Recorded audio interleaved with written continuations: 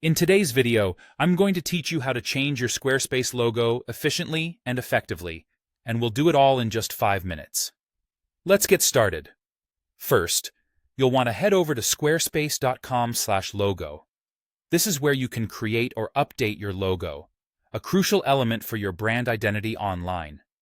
Remember, a strong logo sets the tone for your website and communicates the essence of your brand to visitors.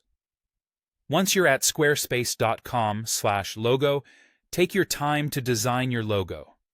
You can utilize the tools provided to explore different fonts, icons, and layouts. Whether you're designing a new or tweaking an existing design, focus on creating something distinct and memorable for your visitors. Once you're satisfied with your design, it's time to download the finished product. Make sure to save your logo in a high-resolution format, as this will ensure it looks sharp and professional on your Squarespace site. After downloading your logo, navigate back to your Squarespace website. From there, you'll click on Get Started, which puts the wheels in motion for updating your website with your fresh logo. Once you've done that, you'll be taken to the dashboard.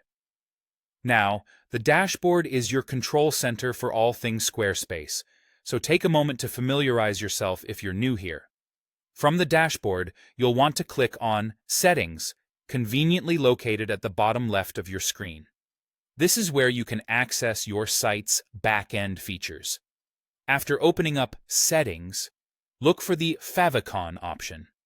A favicon, by the way, is the small icon that appears in the browser tab when people visit your site.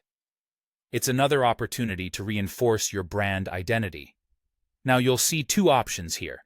If you want to add your logo as a favicon in dark mode, you'll click the plus icon above Add a Favicon.